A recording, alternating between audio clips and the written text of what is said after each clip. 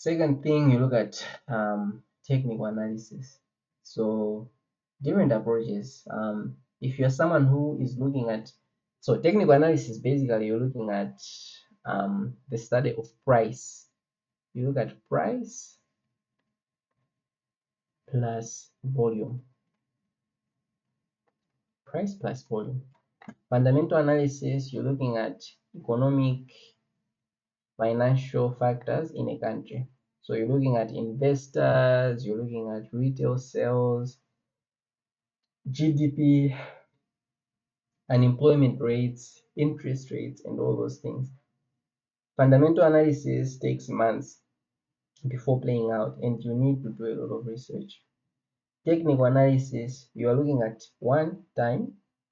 So if you're looking at small time frames, minutes, let's say to seconds to minutes, your code is scalper because you're looking at how price has moved in 2 minutes or 3 minutes.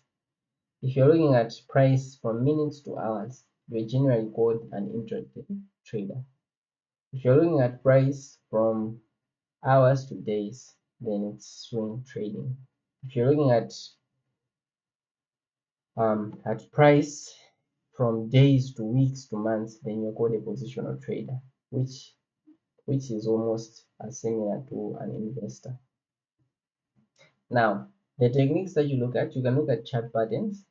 Some people use indicators, some people use candlestick charts, supply and demand. This is what we're going to be using, and algo. Now, these two methods, some people will use fundamental analysis plus technical analysis, making a hybrid. However, personally, I trade technical analysis. That tells you that I do not care about news. I do not care about the economy. I don't care about inflation, GDP. I don't care about all those things. For me, I'll just look at price, and then I'll look at the time, and then I'll make a trading decision. Right. So how do you read quotes?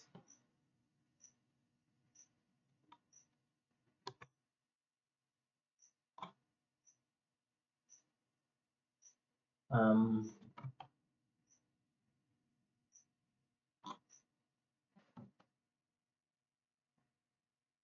right, so typically this is what you're going to see when you're looking at price. I mean, when you're looking at on your trading platform, you're going to see two things. You're going to see now this is in currencies. This example is on currencies. Remember, I said that currencies only have value when they are in comparison, one currency against the other.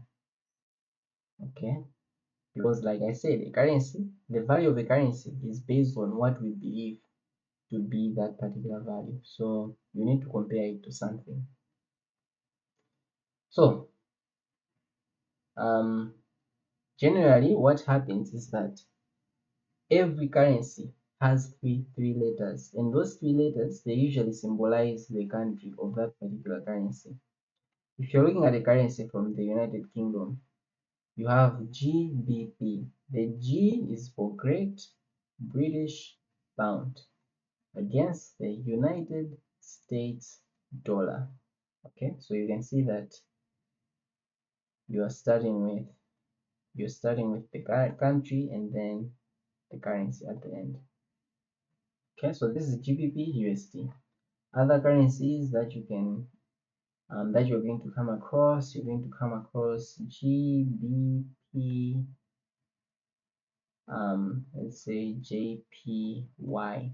Now, Great British Pound against the Japanese yen. Okay, you can have AUD, CAD. What does this mean? This means the A is for Australian dollar against the Canadian dollar. You see CHF NZD.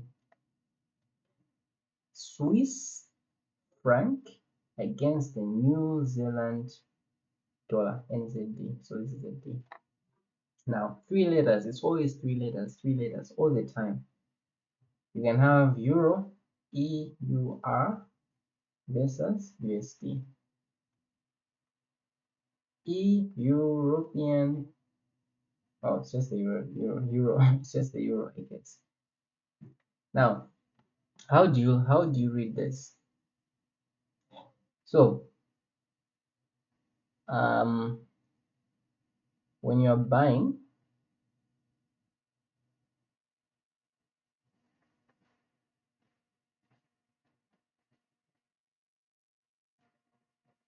all right, when you're buying,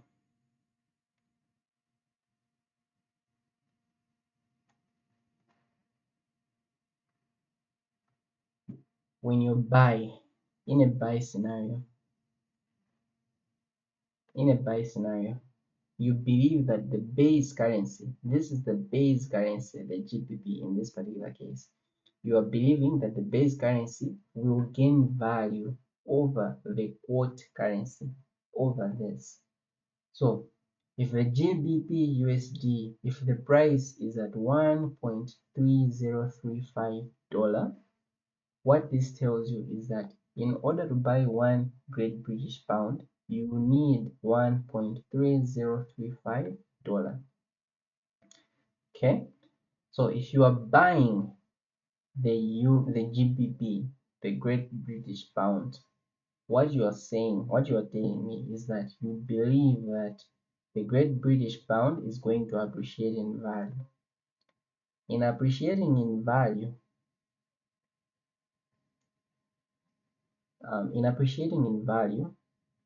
you're expecting the chart to go up, and then you're going to sell when price is up there and make money. If you are selling, what you are speculating is that the base currency is going to lose value against this one. So if you're selling, what you're telling me is that you are believing that the Great British Pound is going to lose value against the United States dollar. So for you to make money, you need to sell the Great British Pound. Now, currencies are categorized. They are categorized differently. You have the major currencies. So you have major currencies. What are these ones? These are the currencies that have USD in them. So they have the USD. So it could be GBP USD, Euro USD, JPY USD, USD AUD, NZD USD, a lot. You have exotic currencies. So these are currencies which, hey, I don't even remember. Yeah, we have major, exotic. I'm tempted to think we have minor, but I'm not sure. But I just remember that major currencies have USD.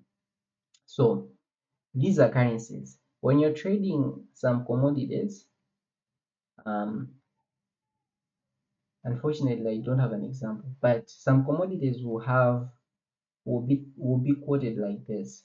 So a commodity like gold, you see gold will be denoted as XAU. This is the symbol of gold on the periodic table. So you have XAU, and it will usually be quoted against the USD. That is gold.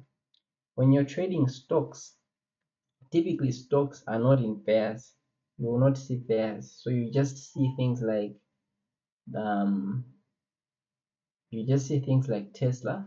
So let's say I think it's TSL, or maybe you just see Twitter,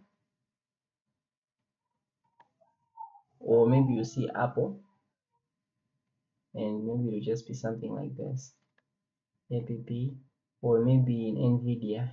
So yeah, I think I'm just making these up, but they are not going to be in quotes. I mean, you'll not have two of these. You just have one thing. It's the same thing with indices. You just have one thing. So you have a thing like US 30, you have US 100, Um, when you're using a different broker, you can have, they'll just say Dow Jones Industrial Average, or they'll say Dow Jones 100, or maybe they'll say US 100. Some people though, I mean some brokers will just, trying to remember how they denote it. But these are things that you're going to discover over time. So currencies, you have two currencies quoted every time. Commodities, sometimes it's two, sometimes it's just one. Stocks, usually one thing. Indices, usually one thing.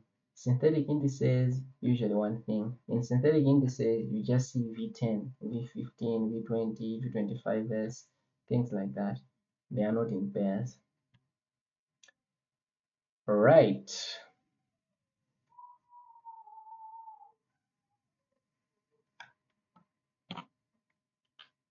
So how do you read a quote? Now, another thing that I forgot to mention is that in order to trade, you need three platforms. So you need MetaTrader, META. You need MetaTrader for your analysis. Oops, sorry. MetaTrader for your executions. Sorry. MetaTrader for executions, and then you need TradingView, TradingView for your analysis, and then you might need you need a broker. My recommendation, if you can manage, if you trade, okay, just go with Deriv. If you don't know what Deriv is, Google, you'll find out what it is, register on it, and start using it. If not Deriv, then go with IC markets. IC markets. Those are the three things. So for analysis, TradingView. For trade executions, download MetaTrader on your phone and on your laptop. You need a broker, Deriv or IC markets. Alright, so this screenshot is from MetaTrader. So you need MetaTrader for you to see what this means. Now, first of all, what is a pip? So a pip is a unit of measuring changes in value between two different asset classes, two different currencies. Sorry, not asset classes. A unit of measuring changes in value between two different currencies. So it is typically the fourth decimal place on pairs which are ending with USD. So it can end with USD or it can start with USD.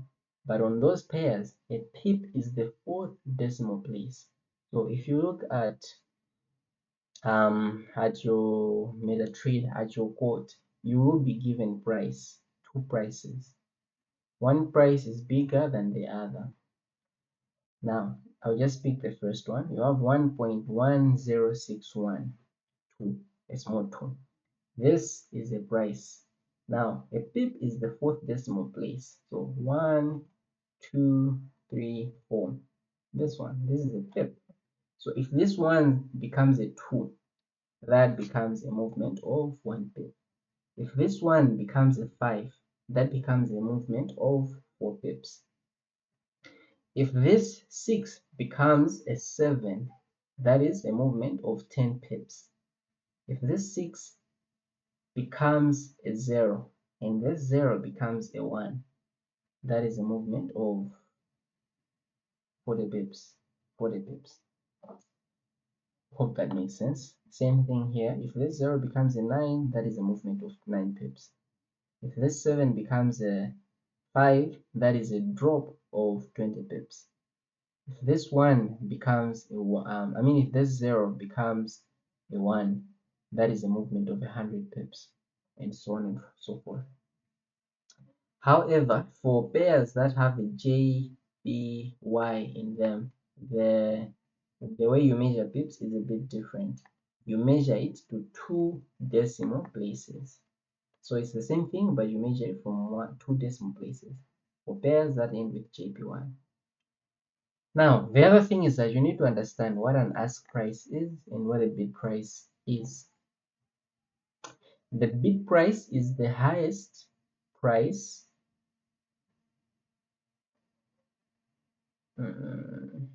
Okay, so this arrow should point to this particular price. I'm referring to this particular price. So the bid price is the highest price a buyer is willing to pay. Sorry, bid price is the lowest price the buyer is willing to pay to buy something at a specific point in time, while the ask price is the price that the seller is willing to sell that particular asset, whether it's a currency or a stock. So the ask price, the price that the seller is willing to sell, and the bid price, the price that the buyer is willing to buy, they will always be different. They are almost always different because the seller wants to sell at the highest price possible. The buyer wants to buy at the cheapest price possible. So it's difficult for these two to agree. So the prices are always different. So because the prices are always different, there's a difference between the ask price and the bid price.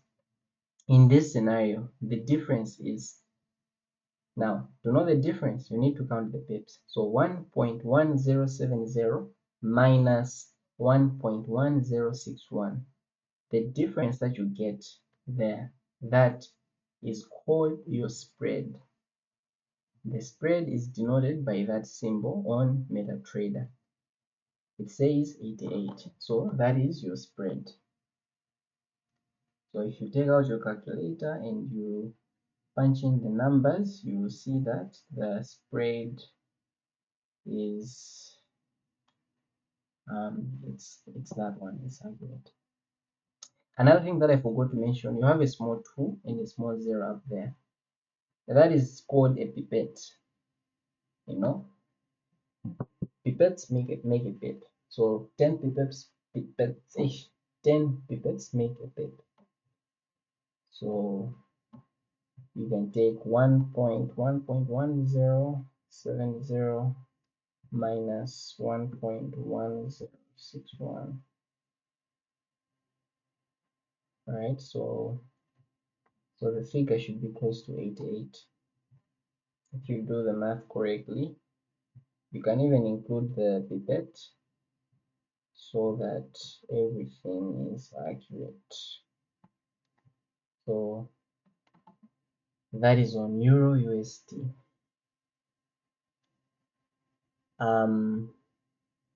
Now remember I said that the bid price is the price that the buyer is willing to buy.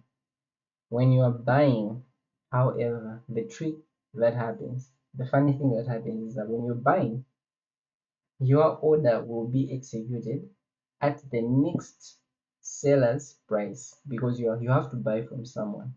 So when you press buy, you have to buy from a seller. So you will buy at the seller's price. So the seller is at a higher price than the price that you're buying. Understand that? Because you want to buy low, and the seller wants to sell expensive. So you will end up buying at the price of the seller. So if you press buy, you think that your market will be executed here. However, it will be executed higher up. And you'll find that the moment your trade opens, it is already in negative. Especially if the spread is huge, then you find that the trade is already in negative the moment you press buy. If you're selling, it means that the moment that you press sell, you need to sell to the next buyer. So you will sell to the next buyer at the price they are willing to buy, which is lower than the price which you wanted to sell. So if you press sell, you'll find your trade automatically in negatives. So this has nothing to do with the broker. It has nothing to do with manipulation. It is an issue about spreads. So the difference between the ask price and the bid price, that is the money which your broker will take. So the difference, which is the spread. So the broker will take your spread. So usually when you're signing up for broker, Spread is one of the things that you pay attention to. Pay attention to spreads. Most brokers have very, very low spreads on Euro USD, but on other asset classes, they have big spreads. Some brokers, they'll give you a number of accounts. So they'll tell you that, okay, this account has big spreads, but low commissions. This account has zero spreads, but high commissions. So it's up to you based on how you trade. Think about it like this. If you're trading very, very small time frames, you need your market orders to be executed exactly where you press to buy or sell. Therefore, you need tiny spreads. But for the broker to make money, they'll make sure that the commission that you pay the trade is higher. All right. And then you have these gray numbers here. The high, so this is the highest price that price reached on that particular time period. So this is the time period. The L is just the lowest price which price reached in that particular time period. And this is just a time that usually counts downwards. I'm not sure what these are, to be honest. All right, so I added more assets. So you see, this is Euro USD, this is BTC USD, this is the Bitcoin against the United States dollar. This is the price that buyers are willing to buy. It's lower than this one, which is the price that sellers are willing to sell. The difference between this and this is this number here, 1800. So even if you take your calculator, you put 29127 minus 29109. Okay, you get a certain number. It will either be 18 or it will be 18 with many zeros at the end. That is the spread. So it means that the bigger the spread, you find that your bid price is up there and your ask price is down here, and market is currently in the middle. When you press buy, you find yourself, your order is placed up there and you're in negatives. The opposite is true for sales. So this is the stock for Twitter, TWTR, Twitter.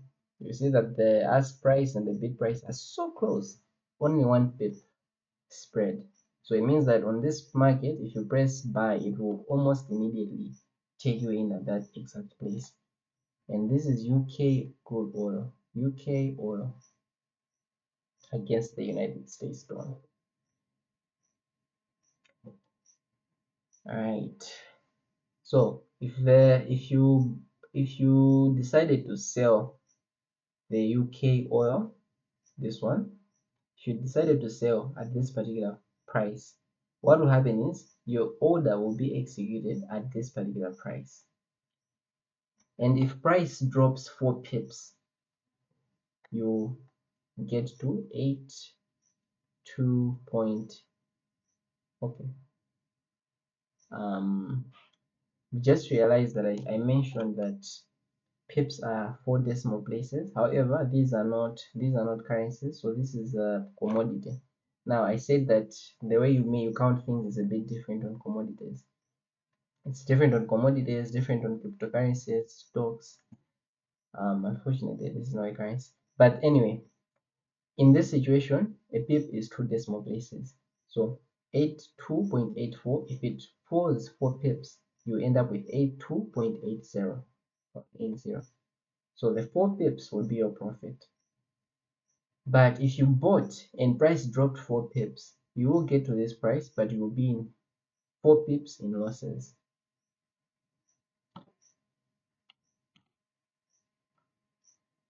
Alright, so I hope that by now you should have an understanding of asset classes, and you should have an understanding on whether you're a trader or an investor and how to read quotes. Finally, we'll talk about some terms. You have lots, leverage, margin. These are things that you need to understand. You need to understand what a lot is. You need to understand leverage, margin. Okay, I'll just go straight to those particular things. I hope. Oh wait, I didn't explain. Okay, so lots, basically think of it as number of contracts. So it depends on what you're trading. If you're trading currencies and you're trading Euro USD, you can trade 0.01 lots. So it is like 0.01 of the contracts, which is a micro lot. You can trade 0.1, or you can even trade 1 lot or 10 lots. So to open a 0.01 lot, you need to have, I mean, it is the smallest lot size. But I'll just advise for you to try to Google these terms, because you need to understand how they work. You don't need to know brokers in Malawi. You don't really need to know all this, but you need to understand loss, leverage, as well as margin. Finally, you need to understand the process. Initially, you need to build. Okay, understand the basics, understand the introduction, understand risk management. It wasn't in the scope of this presentation. Understand data and how to make an analysis. Okay, this has to do with the trading, the technicals that we are teaching each other. So at some point you will make a trading plan once you understand how to make an analysis, and you need to test that trading plan rigorously as well as channel your trades, and then eventually you will